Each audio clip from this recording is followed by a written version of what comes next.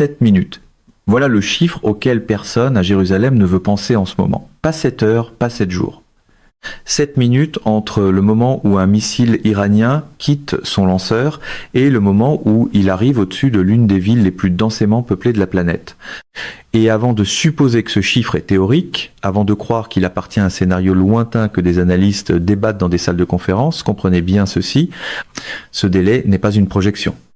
C'est la réalité opérationnelle d'un conflit qui a déjà atteint la vague 79 et qui continue encore de monter.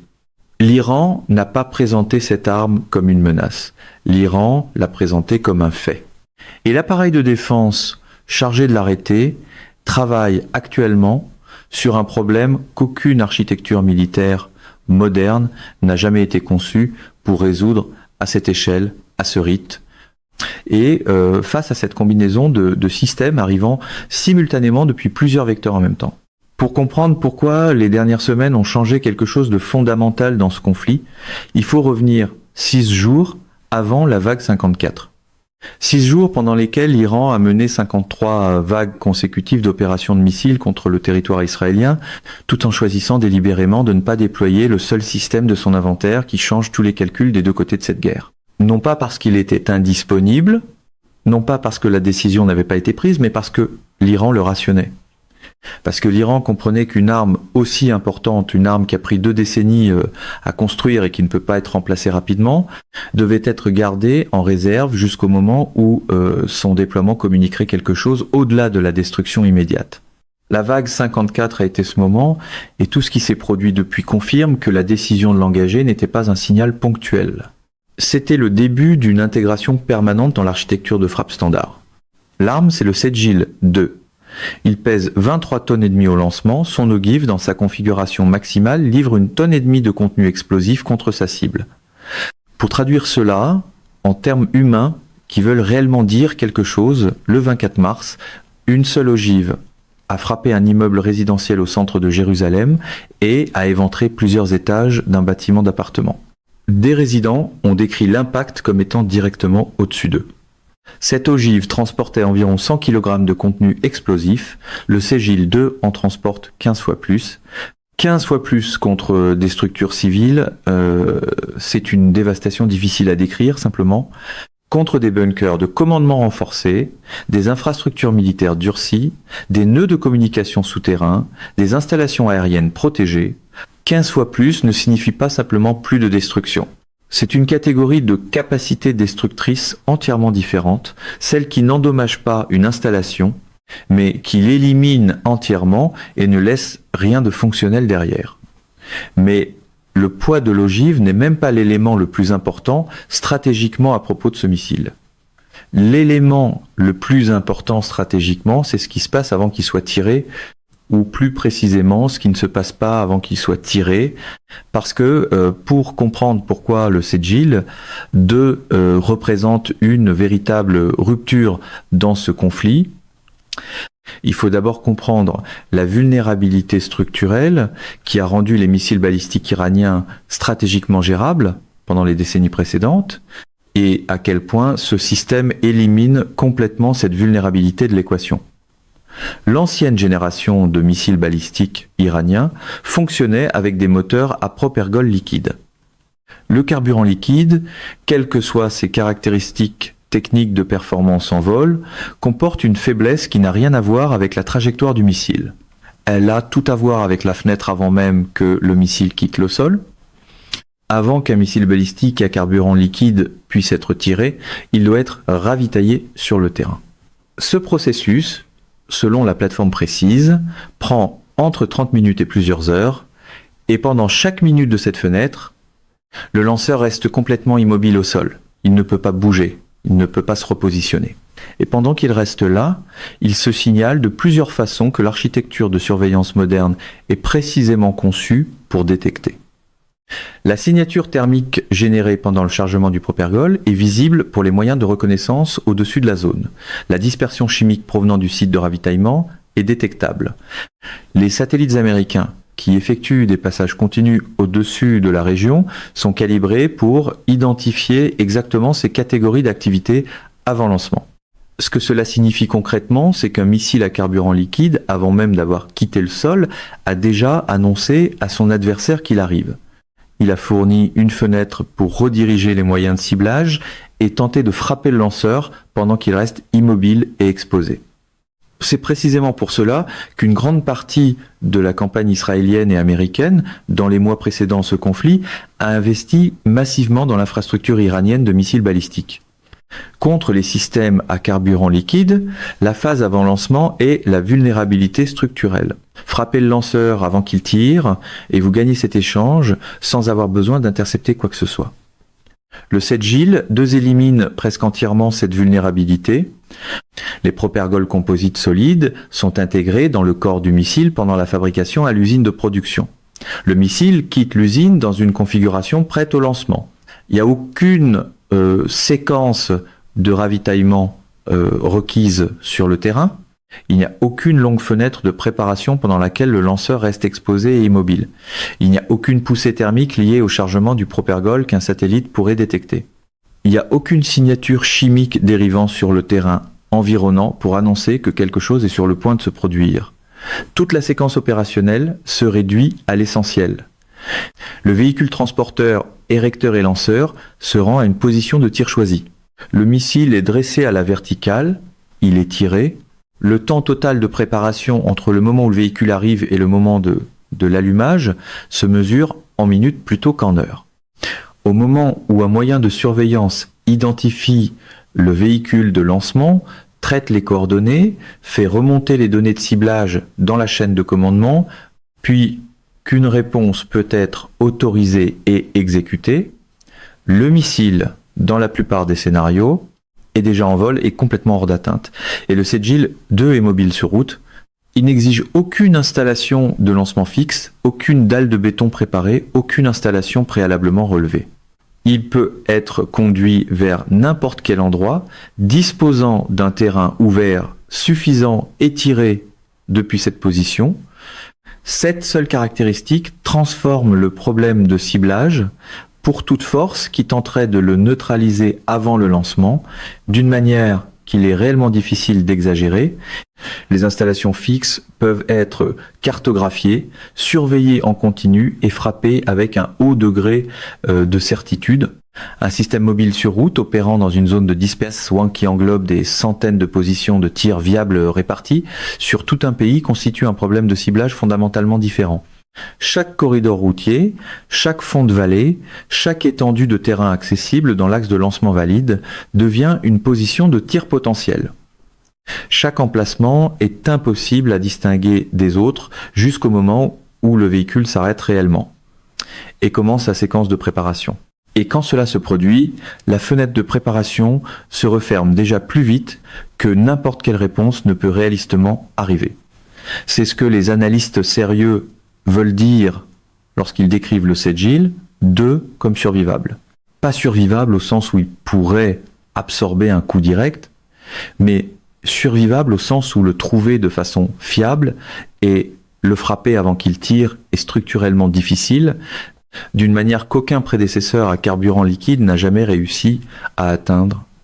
La combinaison du propergol solide, d'une signature minimale avant lancement, de la mobilité routière et d'un calendrier de préparation comprimé produit un système dont la valeur stratégique principale n'est pas seulement ce qu'il livre à distance, c'est qu'il refuse à l'adversaire une occasion fiable d'empêcher le lancement de se produire en premier lieu. Dans un conflit où la campagne adverse a investi des ressources importantes précisément pour cibler l'infrastructure iranienne de missiles avant que ces armes puissent être utilisées, cette distinction n'est pas une note technique en bas de page. C'est toute la logique stratégique qui explique pourquoi ce système change le problème. Maintenant, considérez ce que l'architecture de défense israélienne doit réellement gérer lorsque le 7 GIL 2 arrive aux côtés des systèmes avec lesquels il est associé depuis la vague 54. Parce que le 7 GIL 2 n'a pas été lancé seul, il a été jumelé au véhicule planeur hypersonique Fatah 2, et cette association n'est pas fortuite, elle est doctrinale. Le Fatah 2 se déplace quelque part entre Mach 13 et Mach 15. Toute sa valeur opérationnelle repose sur cette vitesse. Il arrive si vite que le temps que l'infrastructure de défense civile traite la trajectoire entrante et émette une alerte, la descente terminale a déjà commencé. La fenêtre de réponse de 90 secondes pour se rendre à l'abri, sur laquelle repose tout le protocole israélien de défense civile, suppose que la menace entrante a été détectée assez tôt pour laisser 90 secondes utilisables après le déclenchement de l'alerte, contre un système arrivant d'Iran en 7 minutes, en supposant une détection immédiate, parfaite et aucun délai de traitement. Le temps total d'avertissement disponible se situe quelque part entre 5 et 6 minutes au mieux. C'est praticable pour quelqu'un qui se trouve déjà près de l'entrée d'un abri. C'est limite pour quelqu'un qui ne l'est pas. Et c'est fonctionnellement insuffisant si la détection a été retardée ne serait-ce que d'une minute ou si l'image radar a été dégradée par des menaces entrantes simultanées arrivant de vecteurs distincts, ce qui était le cas lors de la vague 54, parce que le Fatah 2 et le Ségil 2 arrivaient ensemble. Pensez à ce que ces deux systèmes exigent d'une architecture de défense lorsqu'ils apparaissent simultanément. Le Fatah de Hamac 15 présente un problème de vitesse. Il comprime la fenêtre d'interception au point où l'engagement devient géométriquement improbable, peu importe la capacité intrinsèque de l'intercepteur. Le Ségil 2, se déplaçant à des vitesses plus basses, présente un problème de masse et d'ogive. Sa valeur réside dans sa capacité destructrice et dans l'impossibilité physique de remplacer ce qu'il élimine. Ensemble, ils confrontent le cadre de défense à deux problèmes simultanés qui exploitent deux limites structurelles entièrement différentes dans la même fenêtre opérationnelle. La vitesse sur un axe, la masse sur l'autre. Si Arrow 2 engage le Ségil 2 à haute altitude et que le Fatah 2 arrive simultanément sous l'enveloppe d'interception à Mach 15, le système de conduite de tir ne gère pas un seul profil de menace cohérent. Il gère simultanément deux logiques physiques de menaces fondamentalement différentes, avec un stock d'intercepteurs soumis à une pression opérationnelle continue depuis la première vague d'un conflit qui s'étire maintenant sur des semaines et qui continue encore de s'accélérer. Le choix des cibles pour les débuts opérationnels du Ségil 2 était tout aussi délibéré. Le corps des gardiens de la révolution islamique a annoncé que le barrage avait frappé des centres d'administration et de prise de décision liés aux opérations aériennes israéliennes, ainsi que des infrastructures militaires et liées à la défense.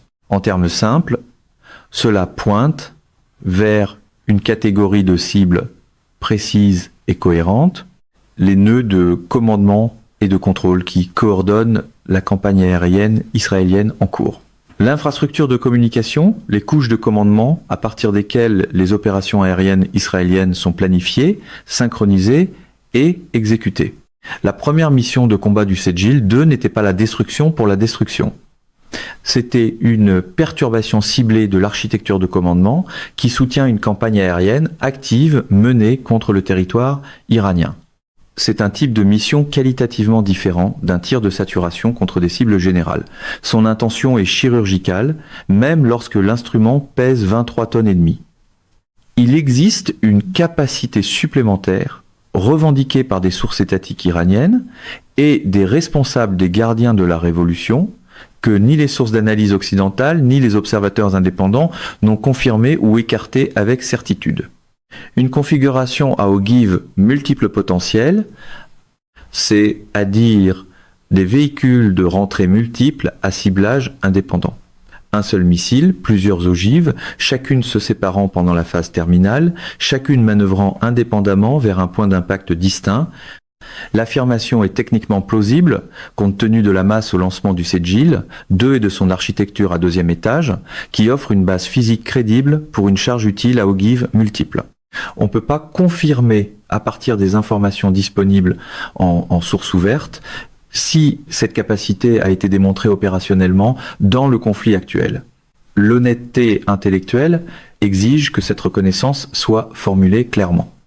Mais considérez ce que signifierait pour les calculs d'interception, même une fraction des missiles Ségil, deux déployés qui transporterait des charges utiles à ogive, multiples fonctionnelles.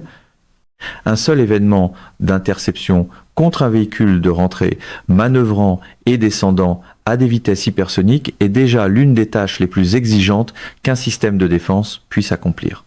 Face à plusieurs ogives manœuvrant indépendamment et divergeant vers des points d'impact distincts pendant la phase terminale, aucun système de défense israélien actuel n'a été conçu architecturalement pour ce scénario à grande échelle. Il y a une autre distinction que porte le Sejil 2 et qui exige d'être reconnu avant que toute analyse de ce conflit puisse prétendre être complète.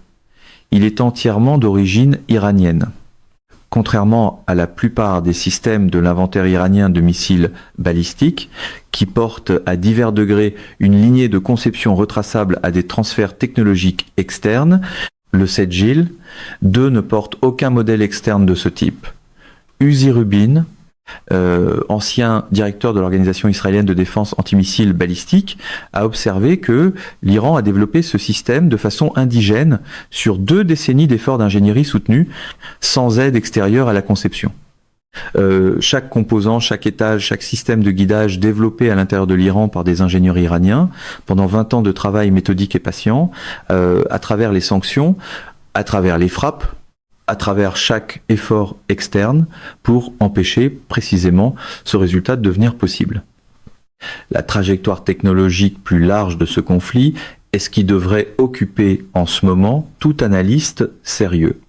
Considérez ce qui a été introduit dans le bilan opérationnel au fil des semaines de sa durée.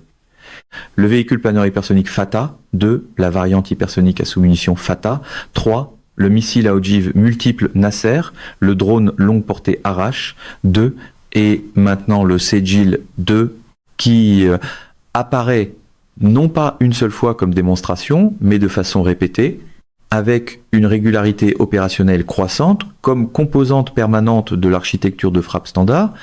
Chaque semaine de ce conflit a introduit une nouvelle catégorie d'armes. Le seuil technologique ne reste pas stable.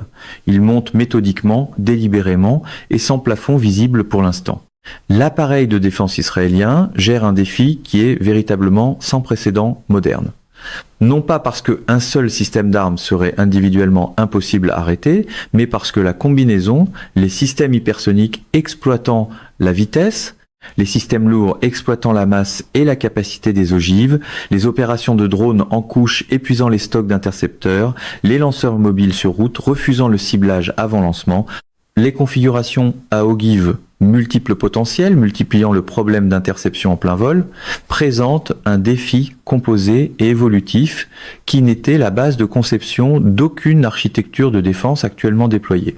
Les systèmes qui fonctionnent efficacement contre un profil de menace peinent face à un autre. Le défi intégré de tous ces profils simultanément, soutenus sur des dizaines de vagues consécutives, avec une coordination qui s'améliore et des catégories d'armes qui s'élargissent, est quelque chose de fondamentalement différent des scénarios contre lesquels ces systèmes ont été construits et testés. Et sous tout cela se trouve la question que les analystes du renseignement à Washington, Tel Aviv, Riyad et dans toutes les autres capitales qui observent ce conflit tentent de résoudre en ce moment. Si le Sejil 2 a été gardé en réserve pendant 6 jours parce que l'inventaire iranien était limité et devait être rationné, et si cet inventaire est maintenant engagé dans un déploiement régulier et soutenu à travers des dizaines de vagues supplémentaires depuis la vague 54, combien en reste-t-il? À quel moment le calcul stratégique bascule-t-il parce que la réserve n'est plus suffisante pour soutenir le rythme opérationnel actuel? Et si ce moment approche, l'Iran escalade-t-il avant d'y arriver, en engageant ce qui reste des systèmes les plus capables dans une vague concentrée conçue pour accomplir quelque chose de décisif avant que l'inventaire s'épuise? La vague 54 a amené le Sejil 2 à Jérusalem pour la première fois. La vague 60 d'X9 l'a amené de nouveau. Les vagues depuis l'ont amené encore et encore, chaque fois contre des cibles choisies pour leur importance en matière de commandement et de contrôle. Chaque fois jumelé à d'autres systèmes choisis pour aggraver le problème d'interception depuis différentes directions en même temps. Le message que l'Iran transmet n'est pas ambigu, il n'est pas codé. Il est livré à vitesse supersonique dans le ciel, au-dessus de Jérusalem, avec le nom du commandant des gardiens de la Révolution signé publiquement à chaque lancement. 20 ans d'ingénierie patiente, soutenue à travers chaque effort externe pour l'empêcher, ont produit une arme qui résout les 2 problèmes qui rendaient les missiles balistiques iraniens stratégiquement gérables avant le début de ce conflit. Détectabilité avant lancement éliminé, temps de préparation au carburant liquide éliminé. Ce qui reste, c'est un missile balistique super lourd à carburant solide mobile sur route. Il possède un multiplicateur d'ogive de 15 fois par rapport à ce qui a déjà frappé Jérusalem, peut potentiellement transporter plusieurs ogives à ciblage indépendant et peut être tiré depuis n'importe où en Iran avec quelques minutes de préparation et 7 minutes de vol jusqu'à la cible. La seule question qui reste sur la table, la seule qui compte réellement pour la suite, est de savoir ce que la vague 100 apportera. Et si l'architecture de défense qui se tient entre cette question et sa réponse a jamais été conçue pour la réponse vers laquelle l'Iran semble se diriger.